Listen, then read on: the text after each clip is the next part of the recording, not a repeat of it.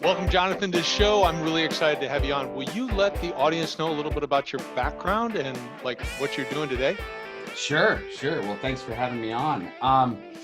Well, to start out with, I have a very unusual upbringing. Unlike a lot of people, I was actually a Christian missionary kid, and I grew up in Papua New Guinea, believe it or not. And I was taught from an early age to love and serve and give and help and be selfless. And I was told that was the highest calling in life. And then I come back to the States when I'm in 7th grade, and I have this realization that my parents are extraordinarily poor, and as a result, I'm poor, and I decide I do not want to be poor. So at a young age, I decide I'm going to be rich, and I'm going to figure out how to become rich. And so I got into commercial real estate brokerage because a buddy of mine said that I could be successful and make a lot of money, and that all sounded great to me. And so I got into commercial real estate brokerage, and I realized really quickly, wow, this is a cutthroat, take no prisoners, ruthless, predatorial industry. And sort of like boiling the frog, it's not like one day I just said, I'm going to be ruthless. It's just sort of over time, I woke up 5 years later and I'd become this ruthless, cutthroat commercial real estate broker. And, you know, probably similar to you, I'm an overachiever.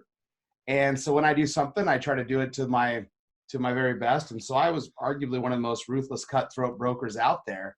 Hey, so I'm curious. Yeah. I don't want to interrupt the story, but and you don't have to use yourself, but we think ruthless, we think cutthroat. What are some of the things that go on the broker side of commercial real estate that, you know, struck you as cutthroat, as ruthless, as whatever? That might be shocking to the audience a little bit, if not at least raise an eyebrow.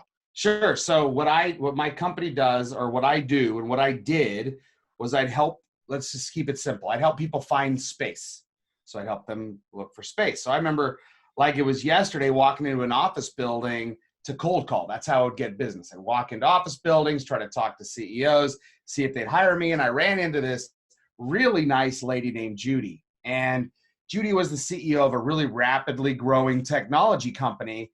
And she was looking to hire a bunch of employees and was out of space. And she said, Jonathan, perfect timing. You can help me. So I was excited to do that. I got to work immediately and ended up talking her into the most expensive building because it paid the highest commission on a long-term lease. Talked her into a 10-year lease, which is the worst thing a technology fast-growing company should do, because it made me quadruple the commission that the right deal for her would have made.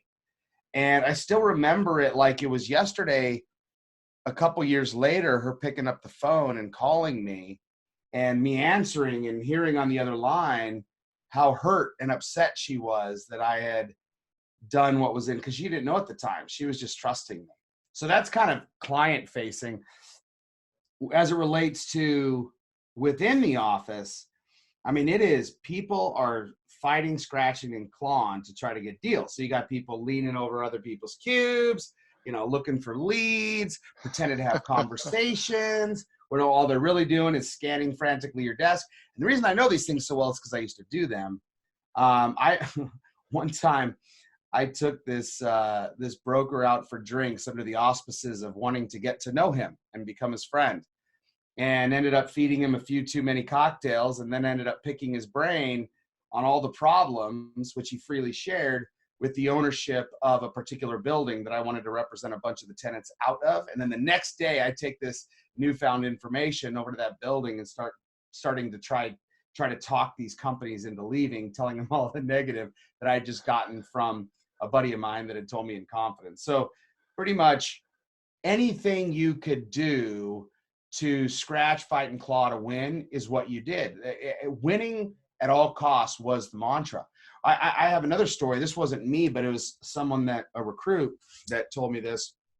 They said that the reason they left their company was because this story I'm about to tell you happened over and over and over again. So basically, this lady had a partner, and her partner in this organization was her business partner, and they shared everything 50-50 unless there was a different agreement. And so her son had to go to the hospital or something. So she had to miss a meeting that she was the lead on the account.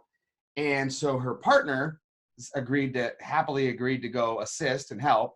And he went in and he brought his resume and he tried to convince the client that he was already a part of, but he wanted more of, to fire her as the lead and take him as the lead because he was more experienced and he was better at negotiating so that he could get a bigger piece of the commission. Meanwhile, she's down in the hospital dealing with a hurt kid, you know? So this kind of stuff is everywhere and everything's about the dollar. And the only thing that really matters, I mean, there's no second place in commercial real estate broker.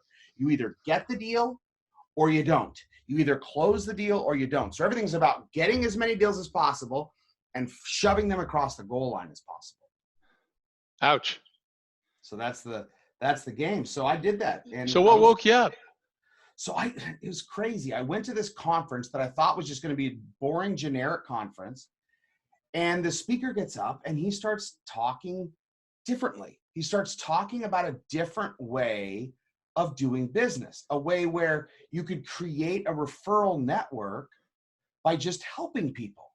And I was so like transfixed on his message. And so I went up to him afterwards and I'm sitting in the back of the room, right? I'm looking at him and I'm thinking, is this guy for real? You know, is this just one of those things, David, that you say to sound cool when in reality you're just like everybody else? Because I'd never heard anything like this. And he said, no, think of it like hunting versus farming. Today, Jonathan, you're hunting. You're going out and you're trying to get as much business as possible, as many deals as possible. And you got to get up the next morning and do it all over again. Because what I'm describing is more like farming.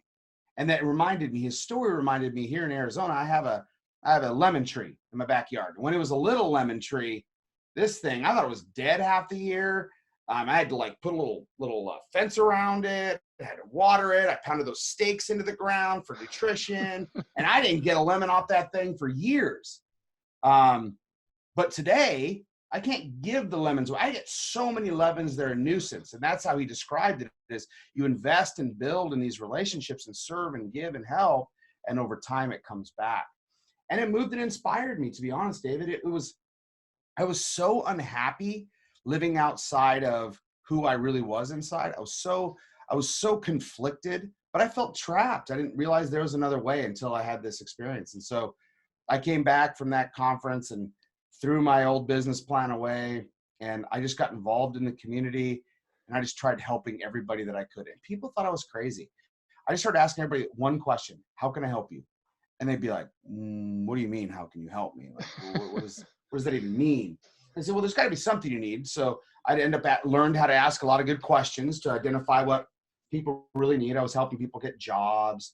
I was helping them get spouses. I was helping their kids get internships. I was helping them find doctors, pretty much whatever it was they need. I just go to work like a free community concierge. And they're like, oh my gosh, dude, really? And I'm like, yeah, happy to help. And I did this over and over and over and over and over. And over time, I went broke again. I went broke after 9/11 too. That was brutal. But I went broke and everybody thought I was nuts. And everybody thought I was crazy. And I went from laughing stock, gradually over time, after 5 years of this and everybody losing faith, I started to get some really good referrals. And I went from laughing stock to top producer. And now I had a new problem. My new problem was, okay, now this is working and it's working so well, I can't scale because I'm inside of an organization that doesn't have the same selfless culture that I'm trying to build. And so in an epiphany moment in 2012, I don't know how familiar you are with Arizona, but in Arizona, we have this really special place where all the vortexes meet. It's called Sedona. And I'm up in Sedona, which is a place that I take my wife to relax. And we're up there and I'm early in the morning. I'm in the spa, just staring at the mountains, beautiful, beautiful red mountains, just thinking, frustrated about what I need to do. And it just hits me. It's like, Jonathan, you're thinking too small. You have the opportunity to actually change and transform a really screwed up industry. And my first thought back to myself, because it was like this, back and forth in my own head. And I'm like, dude, I don't know anything about starting a firm. I'm just a commercial real estate broker. I don't know anything about this. And the answer that came back to me for myself was, if not you, then who? And I realized in that moment that all these crazy experiences that I had in my life, from being a missionary to going through all the becoming ruthless and learning what that's like, to finding a different way, had prepared me to teach others how to do the same thing. And I started to dream big and I started to think, what if I could create a firm where everyone did this. And this was the culture of the entire firm. And then I started thinking even bigger, and I thought, what if we could be an example for other industries? So I grabbed my notepad and I started scribbling and made a list of all the things I hated about commercial real estate brokerage. I made that list. And then I'm like, okay, what would be the ideal world? And so I created a list of things that I just wished in a utopian society would be true about commercial real estate brokerage. And then I came back, resigned from my old firm, launched my own. Again, everybody thought I was crazy. And today we're the largest independent firm of our kind in the state of Arizona and one of the fastest growing in the country. And we've launched the Kaiser Institute to train, empower, and ultimately certify the next generation of selfless leader. And everything for us is about this idea of creating success through service. My mission in life is to demonstrate definitively that you truly, just like the title of my book, you don't have to be ruthless to win. And if you can prove that on scale, which is what I'm attempting to do, in arguably one of the most ruthless industries in the world, you can do it in any industry. And so I want to change the narrative. I want to change the conversation.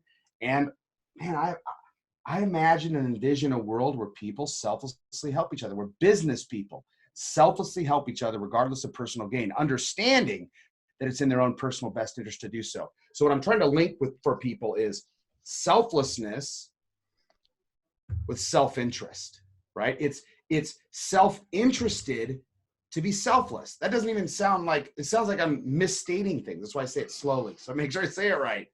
But that's what I truly believe is this idea of the more that you serve, the more that you give, the more that you help, as long as you're playing the long game and you're not playing the short game, you'll win.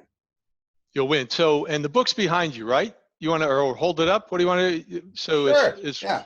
yeah. Show that to the audience here. So it's those that do see it here, but it's ruthless, not ruthless to win, isn't it? You don't have to be ruthless to win. Don't have to be ruthless to win. So I assume you've already sent a copy of this to all the presidential candidates that are running, right? It would be useful if they read this, copy, right? Yeah, they all need a copy. Yeah, including the current administration. Yeah. Well, that's I think anybody who ever has seen a tweet would probably agree with you. So, totally. It doesn't take much, right? So no. But the I'm kind of curious. Going back, you heard this talk. I've heard that type of thing. There's a guy wrote the Go Giver book years ago. Yeah, I forget who it is. Similar type of thing, and but I think your concept of ruthless and defining what is ruthless and then helping people overcome that. But you heard this guy talk. I'm curious, did that like kind of water the seeds that you had planted in you back in Papua New Guinea, you know, in that missionary experience, and kind of, can you talk a little bit more about that? Because a lot of times it seems to me when leaders are just highly driven like yourself, that sometimes, you know, we have that quiet voice speak up that, hey, there's something wrong here. And we're like, nah, don't bother me. You know, I gotta make this thing happen. Yeah. So can you talk a little bit more about that experience and how you actually were able to set aside the sword and look at, okay, what am I feeling here? What's this about? And consider that. Yeah. I mean, you know, growing up, I thought my parents were completely wrong. You know, this idea that somehow you're supposed to help. I was like, what about us? Why are we helping all these people and we're living in a trailer? You know, what are we doing? And my parents just had these, you know, really altruistic views, which wasn't enough for me. And so I had this perception that if I became successful and made money, I'd be happier. And that was proving to not be the case. And in fact, I was much more miserable because I felt so much guilt and unhappiness with who I had become.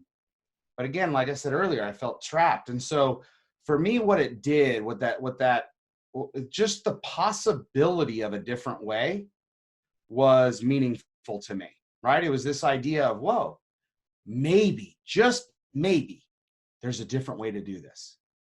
And so, you know, I had to check it out and make sure the person was authentic, and I did additional research. But at the end of the day, I decided if this is even possible, which I determined it was, I'm going to do it. And so part of the process was I needed help. I didn't know how to become this selfless person. I mean, we all at some level know how to love, right? We do it in our homes, we do it with our families, we do it in our churches or synagogues or mosques. We do it, but then we get into business and we have this idea that somehow we're supposed to, put all that aside and put on our tough suits and go to war. Like you said, put down the sword. So for me, part of the process of reinvention, and we teach this in the Kaiser Institute, was I had to actually learn how to become selfless, because there's layers. There's layers of inauthenticity that I found within myself. So there's the tactical side. I was helping people, right? You couldn't argue with the fact that my actions were service oriented. But inside, my motives were still extraordinarily self-interested. I was doing it in a way because I'd figured out, oh, wait, I get it. People want to help people in back. There's the law of reciprocity. Okay, so if I help enough people, then they're going to help me back. And so I was framing. It was actually creepy because it looked like a gift. Here you go. When in reality, what it was at the beginning was just a more creative manipulation. Right? It was just selling, but pretending not to, which is even creepier. Well, but I think that's very consistent with when you see some people who hear a particular gospel message, a faith message, that is a prosperity gospel. You do this and you get that. Yes. And I the audience can't see it, but I started to smile when you talked about layers. I couldn't help but think of Shrek. Ogres Yes. have layers. And you start pulling back layer by layer. And you can't go from one point all the way to the opposite point, which sounds like where you were going. But I'm curious, what did your wife think? Because, I mean, here you have a certain lifestyle based on you being ruthless. And you walk through the door and you're like, hey, honey, I got this thing. I want to change. What was the response there? I mean, it was a process, right? Nothing was overnight. What changed overnight was my decision to do it. And that started me on a journey. So from hiring personal coaches to reading tons of books, I still remember the day that I'm sitting on my coach's couch, and this all kind of happened around the same time. So again, on a quick podcast, we don't have time for the in-depth story, but on the couch one day, he says, Jonathan, what are you willing to do to win? And I said, whatever it takes. That seemed like the most obvious answer. And he slowed it down. He goes, I want to repeat back to you what you just said. And when he did, that's when I started to have this sinking realization that, okay, I'm out here pretending to be this service guy, pretending to be this reinvented, reimagined, selfless servant. And all I'm really doing is manipulating. And so it was in that moment that I decided that I was gonna let go, and I was just going to serve and not keep track and not keep score and not worry about if it came back. And that's when it took off. People have really good BS detectors. They can tell if you're sincere or not. And I didn't realize that I was leaving a trail of insincerity. People appreciated the actions I was doing for them, but they could tell that there was insincerity. And so once I died to myself and I just fell in love with just service to others, that's when everything good started to happen. That's when the business started to take off. And that's when the other areas of my life started to flourish as well. I think it's very interesting as you move forward with this message and you talk with more and more leaders that struggle in this area. This concept that oftentimes, if not almost all the time, I'm sure it's not all the time, but it might be pretty close. We need a different voice.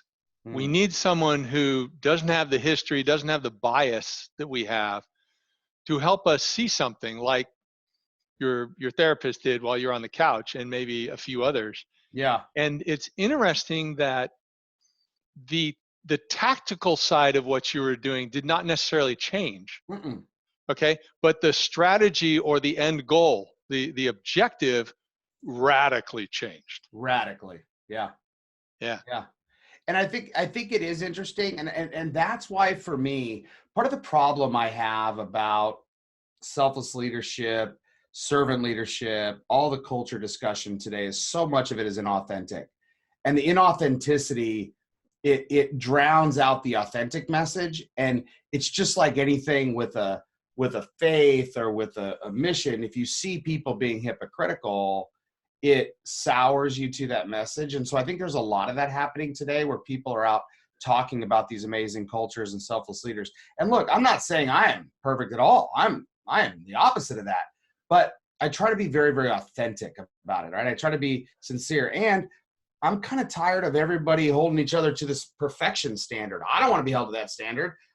That's not even possible. So why would I beat myself up trying to do that, or try to, just destroy other people when they're not that? So it's this idea of loving and serving, right? So everybody knows me that I live my life to serve others. That's not a statement. That's a fact. And when I get out of that, I'm miserable. And when I'm in that, I'm the happiest guy on the planet. And it's because the joy that comes from being in service to others is immeasurable. And we all have experiences of that. The question then is, if it feels so good, how come people don't know how to use it as the dominant methodology for making money? And I think there's two reasons. Number one, there's not enough examples out there, which is what we're trying to be at Kaiser, right? If we can do it here, you can do it anywhere. But I think there's also this other idea, and I talk about this a lot. There's a really, really good book by Adam Grant named Give and Take. And in it, he's a Wharton professor. In it, he talks about, he categorizes people, and he puts them into three categories: givers, matchers, and takers. And he basically categorizes everybody in the world in these three categories. And the interesting part of the book, I mean, there's a lot of cool things in the book, but one of the interesting parts is givers on the success spectrum are both the least successful and the most successful. So they bookend the success spectrum. And the question is, why?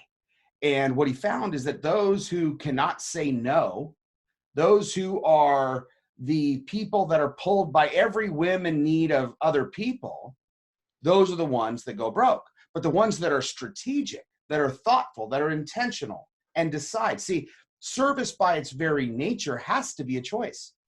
If it's a mandate, if it's an obligation, even if it's a self-induced obligation, it's no longer service, because now it's work. Now it's a job. Now it's that obligation. So if we have free will to say yes or no to every request or need, then from that free will, why wouldn't we not take the highest impact opportunities and just do those? So again, I am an individual with 24 hours, just like you, David, just like everybody else listening to this.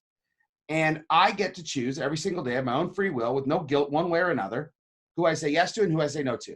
And so if I'm in business and I want to be successful, then I say, okay, I don't have to go change everything I'm doing. I don't have to go sit on the street corner and ask everybody that walks past, how can I help you? I just say, okay, who are those people I'm going to interact with anyways? And in that interaction, rather than talking about me, here's more about me, here's why I'm so great, let me tell you more about me. It's, how can I help this person? And how can I leave every interaction with another individual with 3 definitive ways to serve them? That's the magic number. It's not 2, it's not 4. 3 is the magic number where you cross the threshold where people go, wow, this guy's really out to help me. And the only reason I know that is because I've done it thousands and thousands and thousands and thousands of times. So talk to me a little bit about that power of 3, because we talk about that a lot in our business. So how does that work in what you're teaching? Yeah, I'm not a scientist. I'm a commercial real estate broker, right? Yeah. I've just found that when you help somebody one way, they go, oh, that was really nice. Thank you. If you help somebody 2 ways, they go, wow, man, that's really cool. If you help somebody 3 ways, it's kind of like, man, you are unbelievable, right? And you've crossed this barrier into like acceptance. You've crossed this barrier into, wow, you really actually do care about me, and you're not just doing something to try to get something from me. It's crazy to me that we live in a world where sales still exists. Sales is nonsense. Nobody likes being sold to. Nobody likes selling. Well, I guess some people probably do, but it's not as fulfilling as, developing a relationship or whatever. But everybody enjoys service. Everybody enjoys finding ways to help other people. Just for some people, it's a muscle they haven't used in so long they don't even realize they have it, or they've forgotten that they have it because or they just use it, they compartmentalize it in their personal lives, like we talked about earlier. So, for me, it's the more intentional you can be with your service. Look, find the people you want to partner with, do business with, work for you, whoever those people are, and just serve those people. And you'll be amazed, and do it over and over again. So one of my friends who's served me in so many ways, it's unbelievable. His name is John Ruhlin, and he wrote the book Giftology. And in that book, he describes his methodology, which is sending gifts to people that he wants to develop a relationship with. And the guy's relentless, and he's done it to me. And it's like after the 7th set of steak knives, you're like, dude, what are you doing? Like, you start feeling this crazy feeling, and he doesn't do it expecting anything, but he knows that the power of giving, the power of serving, the power of putting, it's interesting. Before I had all this breakthrough, I would notice that I'd go to these networking events, all these networking events, meet the right people. Yeah. And I'd sit around and you'd have 2 people, and they'd both be like, hey, how's it going? Right? Oh, good. What do you do? And then the guy would go, well, I work for, and the other guy wouldn't listen at all, because in his mind, he's preparing for his turn. And then it was his turn. He's like, and then they exchange cards, and they act like they just made a huge connection. The reality is they both missed each other because they weren't looking at how they could serve. And so I said, why is that? Because everybody, I think, is waiting for the other person to prove that they're the selfless one, and then they'll help them back. And I think that's backwards, right? I think you need to prove to other people that you're selfless, that you care about them, and only then will they be willing to do it in reverse. Yeah. So I have 2 things that strike me from my life along that line. Now, I'm not as much in tune with the gift approach, but actually the way I convinced my wife to fall in love with me was I served her, gave her rides when we were in high school, that type of thing. Of course, I did have a motive, so it was not necessarily totally sincere. But I do remember something. Can I pause you on that real quick? Because I think it's an important point. Yeah. I'm not suggesting that a motive is bad. What I'm saying is that if you're doing something with the only intention of reciprocation, that's not what I'm describing. Yes. What I'm describing is you can't outgive the universe. You can't outgive God, right? And so the more you give, it comes back to you from all these different places. So again, I want to be successful. I want to make money. I want to provide for my family. Those are not bad motives, but my motive with each act of service is I want to be of service to that person. Yeah. So the second example is more in line with, I think, what you're saying. So like 30 years ago, at least, a little bit more than 30 years ago, we were in a couples Bible study with 3 other couples. One of them was the youth pastor of the church, dynamic leader. And I wanted to develop a relationship with the guy. So I asked him if I could, play racquetball with him. No, his schedule was full. I stopped by his office once. That was about it. And then I gave up. 20 years later, when he had started a church and grown it to over 10,000 people because he was very dynamic in building things, I realized, rather than trying to insert myself into his schedule, if I had just gone and volunteered to support his ministry, which I believed in anyway, and just served, and as you say, I didn't have to have the relationship happen. But either way, if I had just gone and served, I would have become a friend. I would have been much closer than I ended up being just by serving. And, that's consistent with what you're saying, right? Yeah, 100%. And I think one of the skills that's necessary for adopting a business practice like I, espouse is you have to get really good at identifying needs, right? So what I would have done is I would have been with that individual, and instead of trying to get on his calendar, I would have been trying to get to know him. And so what I've become really, really good at is listening, not talking. I know for anybody listening to this podcast, you think I'm completely lying because I've been talking most of the time. But when I'm in a meeting, my goal is to talk about me as little as possible, if not at all. And so most meetings are them trying 3 or 4 times to say, well, enough about me, let me talk about you. And I go, sure, one more question. And I'm doing it really authentically because I'm truly interested in them. And I leave that meeting going, wow, I like, one, you connect with a person at a level that most people never connect with over a lunch or over a coffee.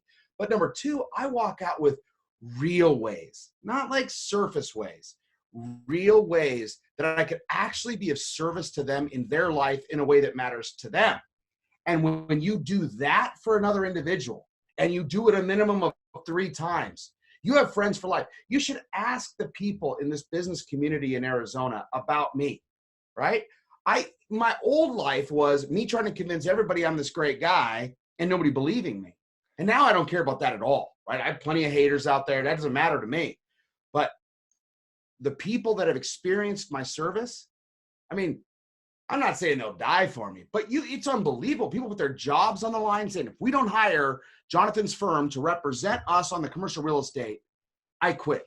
And the CEOs are like, are you serious? He's a commercial real estate broker. Like, really? And they go, yeah, but you don't understand. This guy's really out for me. And so you get these really what we call empowered ambassadors every time you serve. And so every touch becomes exponential because now you're touching all of their people and their people and their people, and it just sprouts.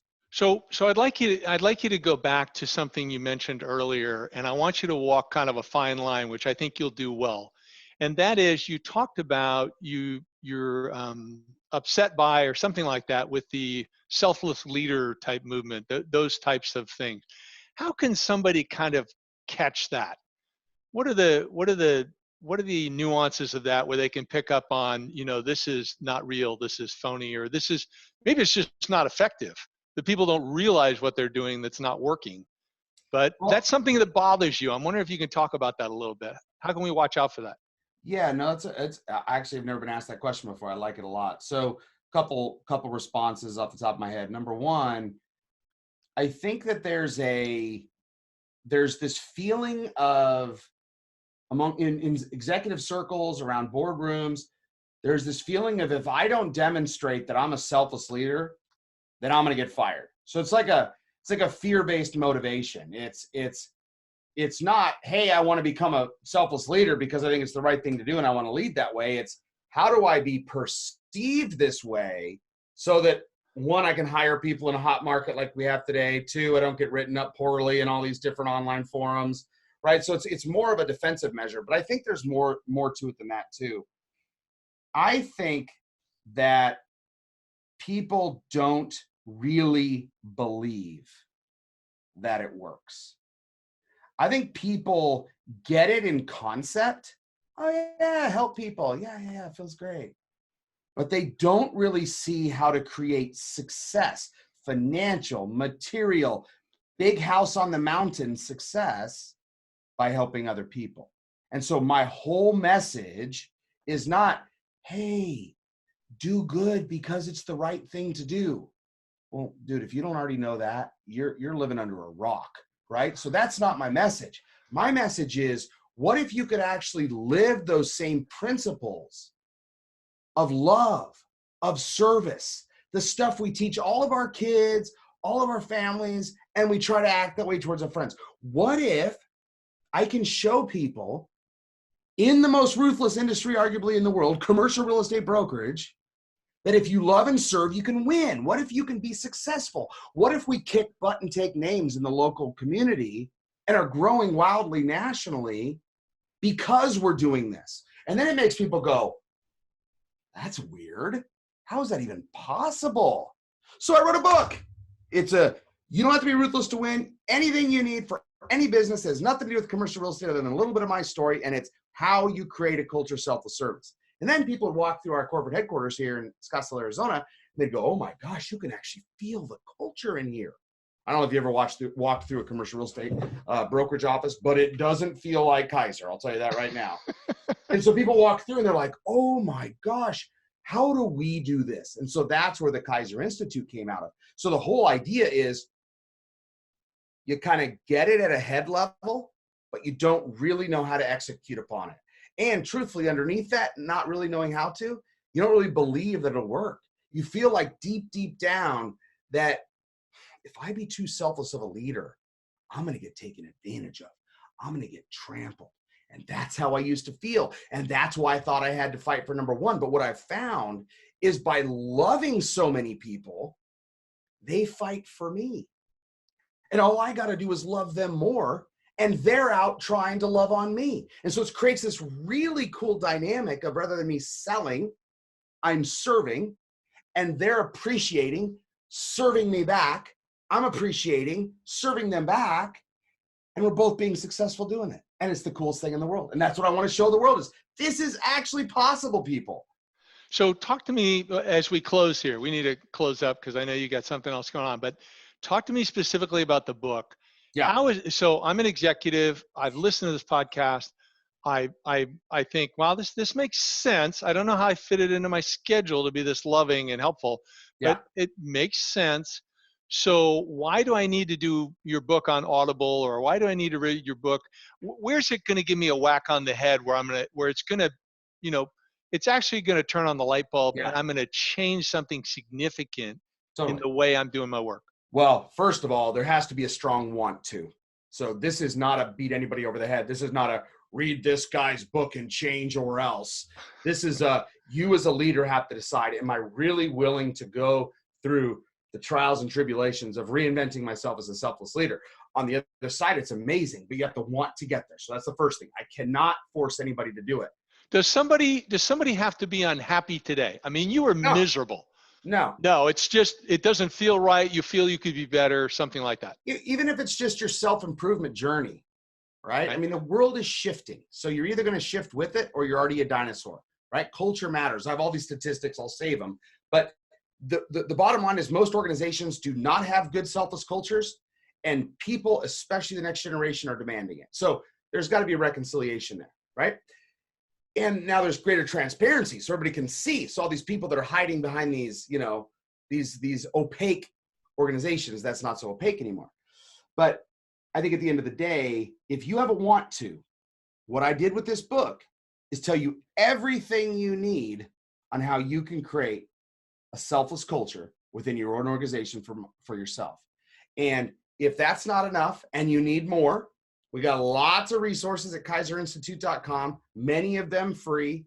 And we also have courses that we teach where people can go through it and work with a group of people.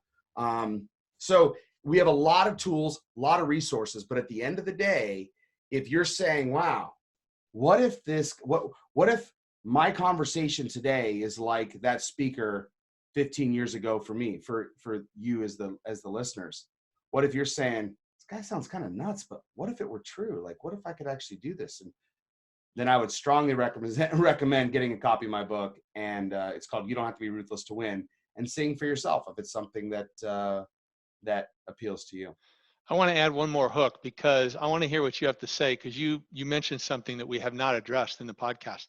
And that is, you said that the new generation wants this. Demands it. And yet many leaders would argue they don't demonstrate this skill. They're the gimme, they're the entitlement generation. They're sitting back waiting for you to deliver. So tell me what happens when you become a leader that is not the ruthless leader or the self-serving leader, but this person who's giving. Yeah. What happens with that millennial or Gen Z? One, you can attract them and hire them. Right? So you get there. Two, you develop a reputation for that. And I think you just have better interactions. I think that if leadership is about helping people all row together to get to the end result, the people that feel like you care about them, people that feel like you love them, people that you've demonstrated service to, they'll run through a brick wall for you. The people that feel intimidated or talked down to or bureaucratically managed, those people will do their bare minimum. And as soon as they have a better opportunity, they'll bail. So I think here's my statement. The ultimate competitive advantage in business is a culture of selfless service. Right? So if you really want to be competitive going forward, if you really want to not be that dinosaur burying your head in the sand, hoping and praying the world doesn't change around you so you can just eke out an existence, it's too late. It's already happening, and it's happening everywhere. So you have a choice. You can either go down or you can reinvent. And I don't mean to be, dramatic, but it's literally that dramatic. I mean, you saw Harvey Weinstein, right? He just got convicted today. Like, that stuff doesn't fly anymore. And that's an extreme example. But think about all the little examples where people are just unkind or they're unfair or they're just mean or all the things, right? It's like all those things. People have too many options today. The world is too transparent. And if you really want to be an effective leader in the next generation of business, you're going to have to be a selfless leader. So I'm trying to help people find the way to get there. Yeah. And if I'm hearing you correctly, it's also an issue that leaders who are just simply inconsistent, so that people can't trust them, because millennials and Gen Z, what they want is trust. Trust. And if you sincerely are serving others, loving on others, and following through and following up as you promise, you just have to stand out. You're going to stand out. It's going to be totally different. And think about it like this. Today, you can still stand out. In the future, if you don't change, you're going to stand out, and in the wrong way, right? And you're going to be eliminated. Well, I hope you're right. I hope that in the future it works out to be that way, and it's not more toxicity and turmoil. But Jonathan, I can't. One leader at a time. Join me in this movement. I'm with you. I'm there. So, Jonathan Kaiser, thank you so much for being with us. It's been great for our audience. Great to have you on. And I hope everybody checks out your book. We will make certain to reference it specifically, on the podcast page, and encourage the audience to check it out. Awesome. Be blessed. Thanks for having me on.